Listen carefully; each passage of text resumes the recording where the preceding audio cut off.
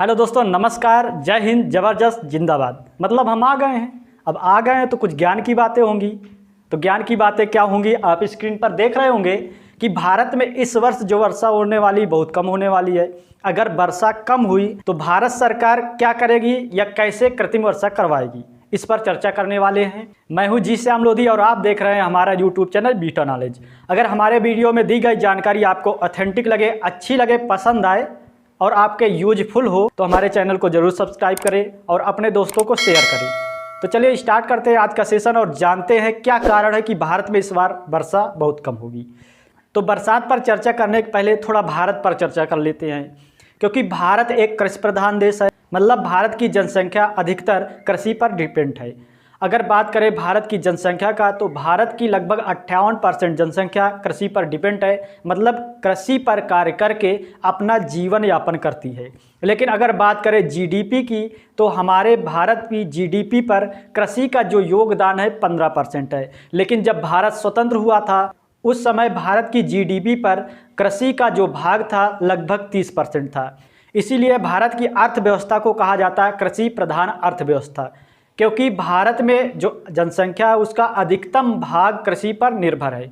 अगर भारत में वर्षा इस वर्ष बहुत कम होती है तो इसका सीधा इम्पैक्ट हमारी अर्थव्यवस्था पर पड़ेगा। अर्थव्यवस्था के उस क्षेत्र पर पड़ेगा जो कृषि से संबंधित है, जैसे उर्वरक, बीज या कृषि यंत्र वाले उद्योगों पर इसका सीधा इम्पैक्ट देखा जा सकता है। अगर बात करें पृथ्वी पर जल की तो लगभग 71% भाग जल और 29% भाग पर स्थल भाग पाया जाता है। लेकिन हमारे पृथ्वी पर 71% जल होने के बाद भी हमारे जो यूज के लायक जल है वो केवल 2 से 3% है। मतलब 2 से 3% जल का उपयोग हम कर सकते हैं और उसमें से केवल 2% भाग का हम उपयोग पीने के रूप में कर सकते हैं, जो हमारे पृथ्वी के अंदर पाया जाता है। बाकी का जो जल है समुद्र और नदियों में पाया जाता है। अगर कई वर्षों तक बरसात ना हो तो हमारे पीने का जो पानी का भंडार है ये कम हो जाएगा। अतः पृथ्वी पर एक तरह से देखें तो जीवन की जो संभावनाएं हैं वो कम हो जाएंगी या ना के बराबर हो जाएंगी। चलिए जानते हैं साधारणतः वर्षा कैसे होती है। तो किसी एरिया में वर्षा होने के लिए वहाँ पास लो प्रेशर क्रिएट होना जरूरी होता है। वहाँ पास या उस एरिया में निम्न वायुदाब होना आवश्यक होता है। निम्न वायुदाब कब होगा? जब उस एरिया में सूर्य की किरणें अधिक पड़ेंगी या वह एरिया अधिक गर्म होगा। जिस एरिया में अधिक गर्मी होगी वहाँ की वायु क्या होगी? गर्म होगी। और गर्म वायु क्या होती है? वायुमंडल में ऊपर उठना स्टार्ट कर देती है। और जब ऊपर उठकर यही वायु जाती है तो हमारे वायुमंडल में जब 165 मीटर की ऊंचाई पर आप जाते हैं तो 1 डिग्री सेल्सियस जो टेम्परेचर होता है उसकी कमी होती है। तो इसी तरह जब वायुमंडल में ऊपर जाती है तो ये क्या होती है? ठंडी होकर संघनित होने लगती है। अब आप सोच रहे होंगे संघनन क्या है? तो संघनन का उदाहरण आपने कई बार देखा होगा, लेकिन थोड़ा फोकस कम किया होगा कि नहीं संघनन ये होता है। तो चलिए आपको बताते हैं उदाहरण। तो आप जब बर्फ़ का उपयोग करते हैं वो भी कब? स्टील के गिलास पर। या कभी आपने पार्टी की हो दोस्तों के साथ तो उसके साथ दूसरा भी हो जाता है। तो जब आप बर्फ़ का उपयोग करते हैं स्टील के गिलास में, जब बर्फ़ रख दें और उस पर पानी डाल दें तो पानी डालने के कुछ समय बाद या केवल बर्फ़ भर ही रख दें तो कुछ समय बाद आपने देखा होगा जो गिलास होगा, गिलास के चारों तरफ पानी की बूंदें आपको दिखाई देंगी। तो आप सोचते होंगे ये अंदर की जो बर्फ़ है ये ही बाहर चली गई। जी ये बिल्कुल नहीं होता, ये होता है संघनन। मतलब हमारे वायुमंडल में जो गर्म हवाएं हैं ये क्या होती हैं? आकर उस गिलास की सतह से टकराती हैं।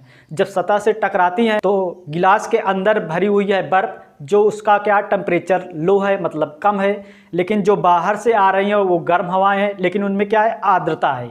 तो ये क्या होता है? जब ठंडी सतह पर हवाएं आकर टकराती हैं तो ये भी क्या होती है? ठंडी होती हैं। जब ठंडी होती हैं तो ठंडी होने की वजह से इनमें संघनन होता है। मतलब जो पानी की बूंदें होती हैं वो इकट्ठा होना स्टार्ट हो जाती है।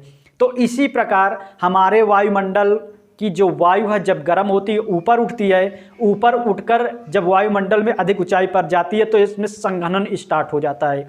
संघनन स्टार्ट होने से वहाँ जो पानी की बूंदें हैं इकट्ठा होती हैं और बादलों का निर्माण होता है जिससे भारी वर्षा होती है। लेकिन भारत में इस बार जो विश्व मौसम विज्ञान संगठन है उसने अलर्ट जारी किया है कि इस वर्ष भारत में जो वर्षा है बहुत कम होगी, मतलब सूखा हो सकता है। अभी पूर्णता कहा नहीं जा सकता क्योंकि अभी तक जितनी भी रिसर्च हुई है मौसम के बारे में ये पूर्णता ऑथेंटिक नहीं होती, मतलब एक तरह का अनुमान होता, पूर्व अनुमान, कि हम अनुमान लगा रहे हैं कि ऐसा हो सकता है। ना ही मानसून के बारे में अभी तक जितनी भी वैज्ञानिक गतिविधियाँ या वैज्ञानिक तरीके की जानकारियाँ उपलब्ध हुई है अभी पूर्णतः ऑथेंटिक नहीं हुई है, पूर्णतः सत्य साबित नहीं हुई। तो इस बार विश्व मौसम विज्ञान संगठन ने अनुमान लगाया कि भारत में सूखा हो सकता है। क्यों होगा?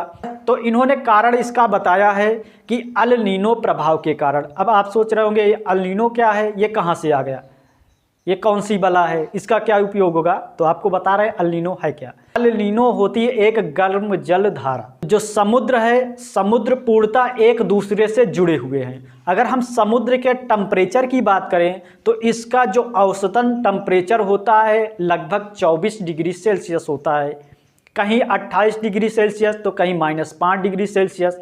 जैसे आप ध्रुवों पर जाएंगे, मतलब आप यहाँ पास ये ग्लोब देख रहे हैं, ग्लोब में आप ऊपर जाइए उत्तरी ध्रुव या नीचे जाइए दक्षिणी ध्रुव।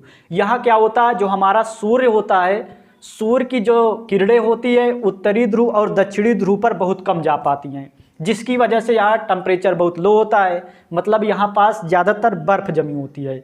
और यहाँ पास जो समुद्र का टेम्परेचर होगा लो होगा क्योंकि यहाँ बर्फ़ जमा है, तरंगे कम पहुँच पाती है। लेकिन जैसे ही आप जाएंगे विषुवत रेखा प्रदेश, जो आप यहाँ पास से लाइन देख रहे हैं यह है विषुवत रेखा, मतलब भूमध्य रेखा जिसे कहते हैं, मतलब मिडिल की लाइन जो पृथ्वी को दो भागों में बांट रही है। तो भूमध्य रेखा में वर्ष भर सूर्य की किरणें सीधा पड़ती हैं। जब सूर्य की किरणें सीधा पड़ेंगी, मतलब जब पास होगा, जैसे पास में आपके बल्ब जला दे तो आपको गर्मी ज़्यादा लगेगी, तो उसी प्रकार भूमध्य रेखा के सामने होता है सूर्य वर्ष भर, तो यहाँ का जो टेम्परेचर होता है बहुत अधिक होता है।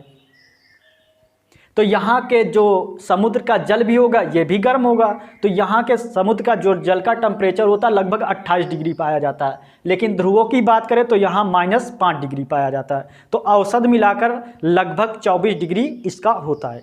लेकिन अब इसमें कुछ जलधाराएं भी होती हैं। समुद्र भले ही यहाँ ठंडा हो लेकिन यहाँ पास कुछ जलधाराएं उत्पन्न होती हैं जो यहाँ पास का जो एरिया होता है उसको गर्म कर देती हैं। तो ये जलधारा कई दो प्रकार की होती है, एक ठंडी जलधारा, एक गर्म जलधारा। तो चलिए अब पहले जान लेते हैं अल नीनो क्या है। तो आप यहाँ पास देख रहे हैं ये है दक्षिण अमेरिका, और हमारे हाथ के बाईं तरफ आइए और आप देख लीजिए यहाँ पास है ऑस्ट्रेलिया। अब क्या करें, देखिए आपने ये तो ज़रूर सुना होगा कि पृथ्वी गोल है। अगर आप मोटरसाइकिल से घूमते रहें, केवल आपको चलाना है तो दोबारा आप अपने घर आ जाएंगे, ठीक है, ऐसी गोल है, ठीक है। तो पृथ्वी गोल है कहा जाता है लेकिन पूर्णतः गोल नहीं है। तो पृथ्वी गोल है। अगर हम इसका एक ग्लोब बनाएं, जब हम ग्लोब बनाएंगे तो हमारा ये जो उत्तरी दक्षिणी अमेरिका है, तो दक्षिणी अमेरिका क्या हो जाएगा, ऑस्ट्रेलिया के पास में चला जाएगा, उस साइड चला जाएगा, ठीक है। और इधर जो पड़ता है प्रशांत महासागर, वो किधर चला जाएगा, उधर चला जाएगा, ठीक है। तो चलिए अब छोड़िए उसको, हटाइए, हम यहीं से देखते हैं। तो अब देखिए अल नीनो क्या है। अल नीनो होती है एक गर्म जलधारा जो दक्षिण अमेरिका के पेरू के तट पर बनती हैं, ठीक है। ये एक सर्कल होता है, एक होता है अल नीनो, एक होता है ला नीनो। जो अल नीनो होती हैं इसमें पेरू के तट पर गर्म जलधाराएं होती हैं, इकट्ठा हो जाती हैं, मतलब यहाँ का टेम्परेचर बहुत अधिक हो जाता है। लेकिन अगर ऑस्ट्रेलिया की बात करें तो यहाँ पास ठंडी जलधारा इकट्ठा हो जाती है, जिसका सीधा प्रभाव हमारे मानसून पर देखा जाता है। कैसे, चलिए समझते हैं किस प्रकार हमारे मानसून पर इसका इम्पैक्ट देखा जाता है। देखिए जो भूमध्य सागर होता है, यहाँ पास जो व्यापारिक पवनें चलती हैं ये पश्चिम से पूर्व की तरफ चलती हैं, जो साधारण वर्ष होता है, और ऐसी स्थिति को कहते हैं ला नीनो। क्योंकि अगर देखें तो इन दोनों के बीच में हमारा पड़ता है भारत। तो यहाँ पास आप देख रहे हैं भारत है, तो अब इन दोनों के बीच में भारत है। अब यहाँ पास क्या, लो प्रेशर और यहाँ पास हाई प्रेशर। तो भारत में अगर वर्षा की बात करें तो जो भारत में वर्षा होती है दक्षिण पश्चिम मानसून से, मतलब यहाँ पास से मानसून ऐसे करके भारत में आता है, इंटर करता है। ये होता है जो बंगाल की खाड़ी है, यहाँ पास थोड़ा लो प्रेशर क्रिएट हो जाता है, जिसकी वजह से ये घूमकर ऐसे चली जाती हैं। लेकिन अल नीनो प्रभाव होने के कारण क्या होता है, जो हमारी ये हवाएं ऐसे घूम कर जाना था, मतलब जैसे भूमध्य रेखा से व्यापारिक पवनें होती हैं, पछुआ पवनें चलती हैं, तो ये जैसे ही इसको पार करती हैं भूमध्य सागर, तो ये अपने दाएं तरफ 45 डिग्री का कोण पर घूम जाती हैं। तो जैसे ही यहाँ पास घूमी तो ऐसे करके भारत में इंटर होती है, मानसून लाती है और बरसात करवाती हैं। लेकिन जब यहाँ लो प्रेशर क्रिएट होगा तो ये हवाएं क्या होंगी, सीधा इधर ही चली जाती, भारत की तरफ घूम कर नहीं जाती, सीधा चली जाती दक्षिण अमेरिका की तरफ और यहाँ वर्षा करवाती हैं। इससे क्या होता है, भारत भी वर्षा से वंचित रह जाता है और ऑस्ट्रेलिया भी वर्षा से वंचित रह जाता है। तो इसीलिए वर्ल्ड मौसम विज्ञान संगठन ने या विश्व मौसम विज्ञान संगठन ने कहा कि भारत में इस बार वर्षा कम होगी। वैसे हम पूर्णता नहीं कह सकते, या विश्व मौसम विज्ञान भी पूर्णता सत्यता के साथ नहीं कह सकता कि वर्षा नहीं होगी, क्योंकि कई ऐसे वर्ष हैं जब अल नीनो देखा गया लेकिन भारत में वर्षा पूर्णता हुई है। मतलब जितनी आवश्यकता होती, जितनी होनी थी अनुमान के हिसाब से उतना होती है। अब बात करें, अगर मान ले कि वर्षा ना हो, यहाँ सूखा पड़ जाए 1 वर्ष 2 वर्ष का, तो सरकार ऐसे कौन से कदम है जिनको उठाएगी जिसकी वजह से यहाँ हम वर्षा करवा सकें। तो देखिए, पहले तो हमारे पास उचित भंडार होते हैं खाद्यान्न के, पहले से हम स्टोर करके रखते हैं कि अगर 1 वर्ष वर्षा ना हो तो सरकार क्या होती है, फ्री अनाज सबको देती है, या अधिक वर्षा हो जाए तो देती है। लेकिन अगर कई वर्षों तक ऐसा हुआ तो क्या होगा, हमारे पास क्योंकि सीमित साधन है ना, क्योंकि सीमित है कि हमारे पास इतना स्टोरेज है, हम इतने वर्ष तक इससे उपयोग कर सकते हैं, इतने महीने तक या इतने दिनों तक खा सकते हैं। अगर ना हो तो क्या करेगा, तो इस पर एक ऑप्शन होता है कृत्रिम वर्षा का। कृत्रिम वर्षा मतलब ज़बरदस्ती वर्षा। अब फिर हमको क्या करना है, इंद्र को नहीं परखना कि इंद्र भगवान आओ बरसात करवाओ, हमारे यहाँ बहुत सूखा है, हम यज्ञ कर रहे हैं, हवन कर रहे हैं। उसमें थोड़ा वैज्ञानिक तरीके का काम किया जाएगा। अब क्या किया जाएगा, किस प्रकार किया जाएगा, चलिए आपको बताते हैं। तो आप यहाँ पास ग्राफ देख रहे हैं, तो आप ग्राफ में देख रहे होंगे 2 हेलीकॉप्टर उड़ रहे हैं और बादल भी है, थोड़ा थोड़ा पानी भी बरस रहा है।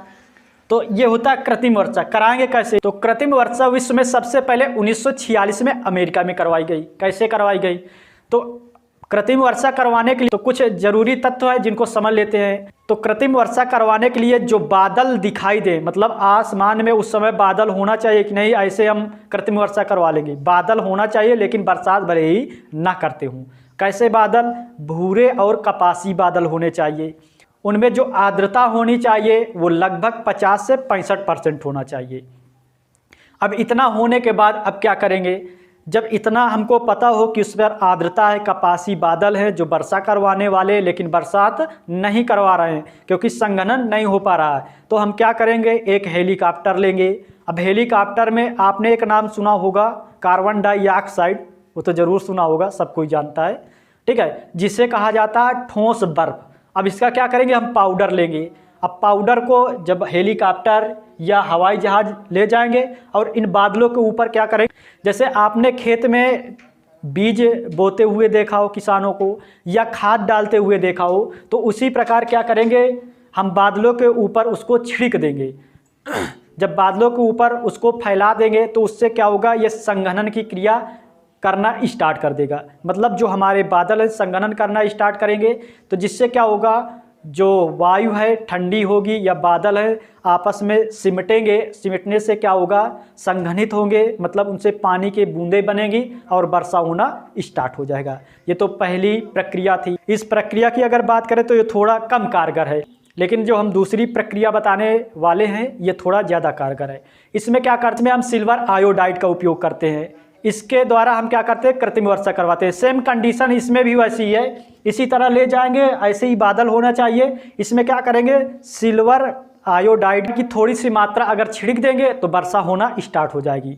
और तीसरी प्रक्रिया आप यहाँ पास ये देख रहे हैं ग्राफ में, ये होता है प्रेशर जनरेटर। इस प्रेशर जनरेटर में क्या करते हैं, हम भर देते हैं सिल्वर आयोडाइड और इसको चालू कर देते हैं। हमको जितने एरिया में करवाना उसके चारों तरफ हमको खड़ा करना पड़ेगा, और इन्हें जैसे ही चालू करेंगे सिल्वर आयोडाइड को तेजी के साथ ऊपर छोड़ेंगे, और जैसे ये तेजी के साथ ऊपर छोड़ेंगे तो इसमें क्या होगा, संघनन की क्रिया होगी। संघनन की क्रिया होने से वर्षा स्टार्ट हो जाएगी।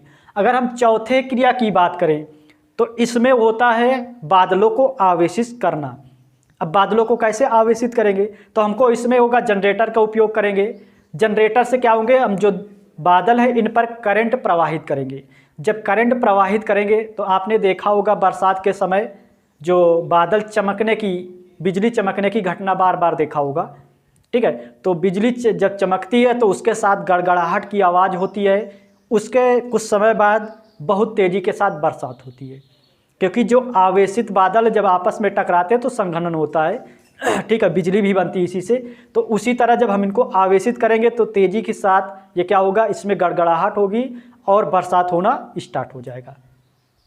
तो बस इतनी थी जानकारी। अगर हमारी वीडियो आपको पसंद आई हो तो एक बार सब्सक्राइब जरूर कर लेना, थोड़ा हमारा भी ध्यान कर लेना, ठीक है। मिलते हैं नेक्स्ट वीडियो में, तब तक के लिए सभी को जय हिंद और नमस्कार।